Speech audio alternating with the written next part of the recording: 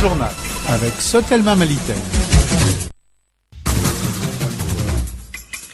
Vous écoutez la 101.2, bienvenue dans ce 13h. Les titres.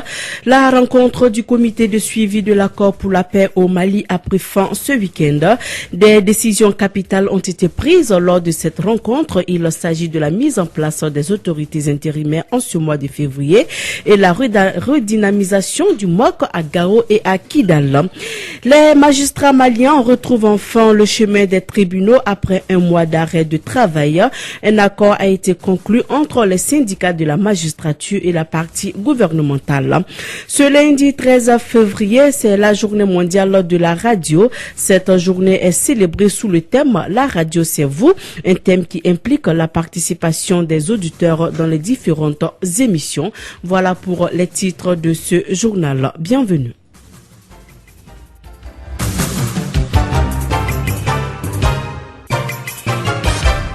La deuxième réunion du comité de suivi de l'accord pour la paix au Mali s'est achevée ce week-end à Bamako. La mise en place des autorités intérimaires en ce mois de février et la redynamisation du MOC à Gao et à Kidal sont entre autres les décisions prises lors de cette rencontre. Mais on apprend qu'à Gao, la population n'est pas d'accord pour la mise en place des autorités intérimaires. On en parle avec Kassim Traoré.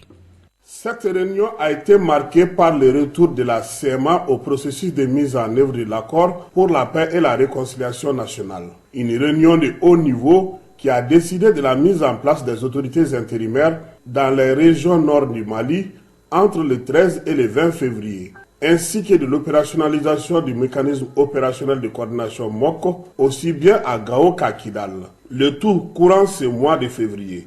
La fourniture des listes de combattants pour Kidal, il y a eu aussi un consensus sur la question du précantonnement. La nomination des conseils régionaux dans les 5 régions nord du Mali entre les parties signataires de l'accord. Il appartiendra au gouvernement de la République du Mali de nommer le président du conseil régional de la région de Kidal. L'objectif final est de permettre à l'État malien d'exercer à terme sa pleine souveraineté sur la totalité de l'étendue de son territoire.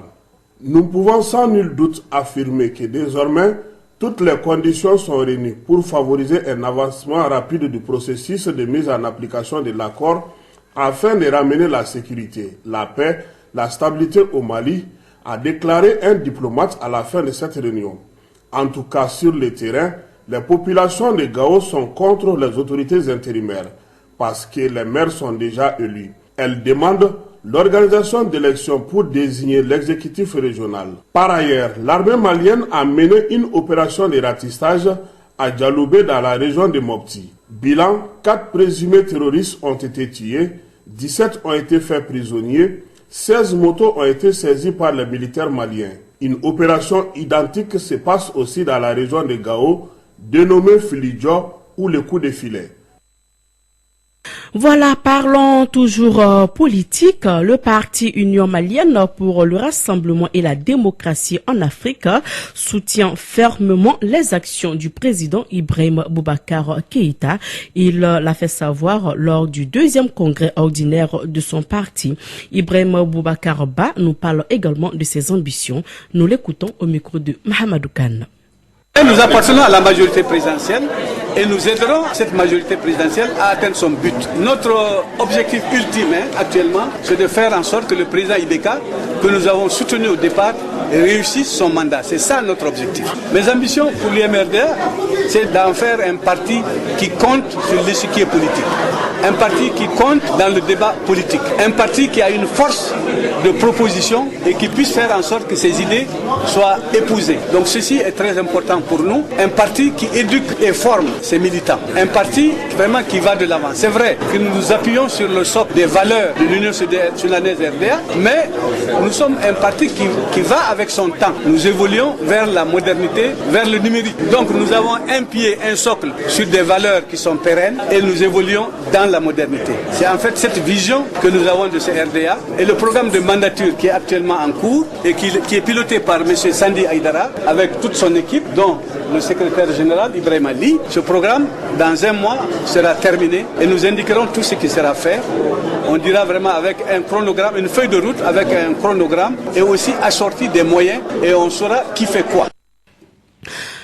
Fin de la grève illimitée des magistrats maliens. Le gouvernement et les magistrats sont tombés d'accord sur les 6 points de revendication. Il y a eu 2 accords partiels sur les salaires et indemnités et 4 accords totaux sur les questions institutionnelles. On en parle avec Kassim Traoré. Les magistrats maliens retrouvent enfin le chemin des tribunaux. Moussa Guindo, magistrat gréviste. On a négocié jusqu'au bout. C'est vrai, on a eu des miettes. Ça peut nous aider à continuer le combat. Deuxième aspect, nous avons fait parce que nous rendons justice au nom du peuple malien. Et aujourd'hui, ce peuple souffre. Aujourd'hui, il y a des concours qui sont pointés à l'horizon pour la jeunesse. Moi, étant jeune, je pense que cette grève-là, sur le mode de lever, c'est pour la population. Pour le secrétaire aux relations extérieures du syndicat autonome de la magistrature SAM, il y a eu des avancées qui permettent d'aller à la levée du mot d'ordre de grève illimitée. On a vidé l'ensemble des points de revendication, des 6 points de revendication. Et ainsi, il y a eu 2 accords partiels sur 1, le salaire, 2, les indemnités et 4 accords sur les 4 questions d'ordre institutionnel. Naturellement, en ce moment, c'est la levée du mot d'ordre de grève. Tous, ici, ensemble, qu'on a épuisé les points de revendication. Si la joie était visible sur le visage des magistrats de Bamako, ceux de l'intérieur du pays n'ont pas caché leur mécontentement. Moi, c'est Issa Djassana, juge au siège, tribunal de grande instance de Mopti. Bon, d'abord, à Mopti, au-delà des difficultés des conditions de vie, il y a les difficultés des conditions de travail, notamment les difficultés sécuritaires, parce qu'à notre niveau, il n'y a que 2 gardes. Il n'y a que 2 gardes au niveau du TGI et nos domiciles ne sont pas du tout protégés. Nous sommes exposés à toute forme d'attaque. Malheureusement, on n'a pas touché aux problèmes sécuritaires, surtout des magistrats qui sont à l'intérieur du pays. A signaler que la grève des magistrats a duré 1 mois, avec de nombreuses conséquences sur le plan économique, social et même juridique. Parlons tout autre chose. L'initiative Nestlé sur la sécurité routière est donc lancée. C'est une opération qui vise à offrir des casques aux employés de Koumalim et Somakov, qui est une société de fabrique des cubes magie et du lait en poudre tels que le Nido et le Nestlé. La cérémonie s'est donc déroulée ce matin à l'usine Koumalim en zone industrielle de Bamako. Arunaba y était pour Clédou Info. Cette initiative de sécurité routière s'inscrit dans le cadre du programme Nestlé Mali s'engage, une initiative qui consiste à assurer la sécurité de ses employés. Bruno El Kasri, directeur général de Nestlé Savannah. La sécurité, c'est la priorité numéro 1 de notre business.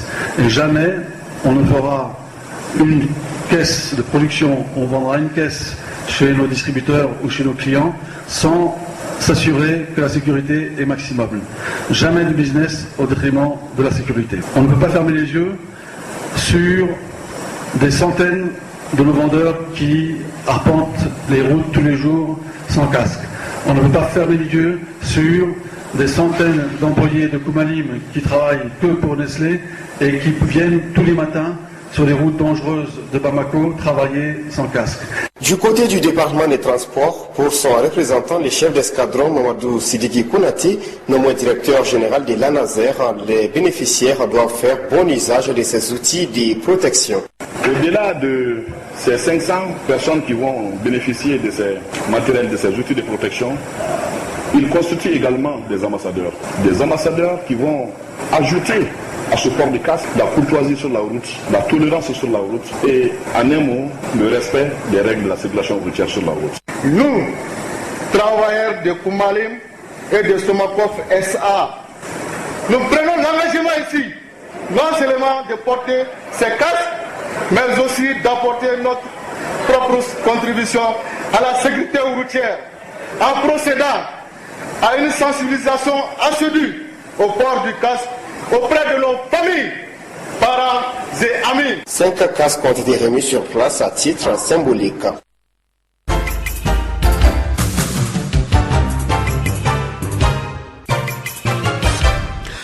Nous sommes lundi 13 février, c'est la journée mondiale de la radio, une date pour célébrer la radio en tant que médium capable d'atteindre le plus grand nombre de personnes dans le monde et cela le plus rapidement possible.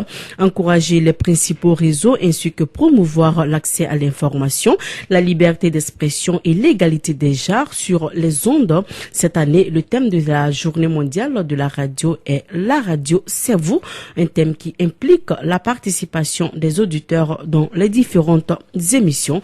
Moussa Papa Aïdara nous en parle. Les infos, la musique, l'actualité, de tout amuser et servir à chaud pour vous sur Radio Clé du Terre.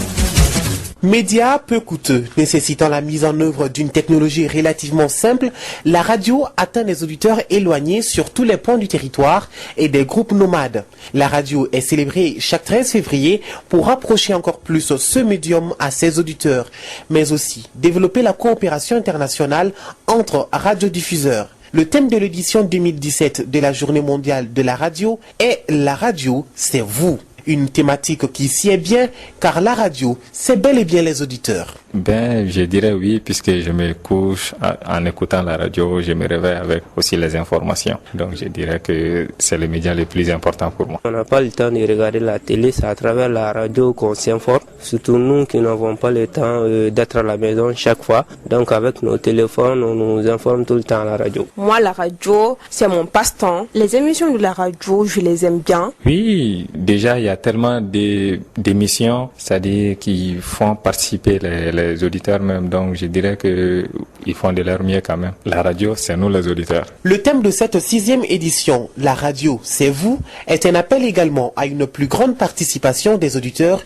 et des communautés dans la politique et la programmation des émissions de radio. Au-delà de la simple interaction à l'antenne, la participation publique devrait inclure des mécanismes comme des politiques d'engagement des auditeurs. Sur la radio Clédou, c'est tout un monde entre vos oreilles.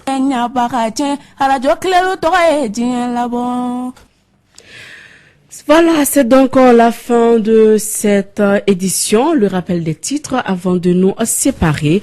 La rencontre du comité de suivi de l'accord pour la paix au Mali a pris fin ce week-end.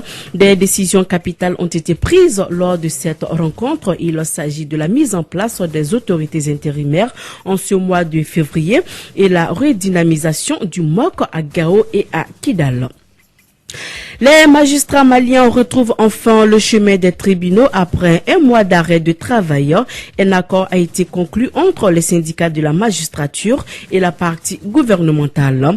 Ce lundi 13 février, c'est la journée mondiale de la radio. Cette journée est célébrée sous le thème « La radio, c'est vous », un thème qui implique la participation des auditeurs dans les différentes émissions. Il est 13h14 dans le studio Djelibaba Sissoko. C'est la fin de ce journal. Merci à vous de l'avoir suivi. Présentation Maria Makouyate, la partie technique Fatou Fall. Dans un instant, votre émission sportive. Radio Clédou, le journal avec Sotelma Malitaire.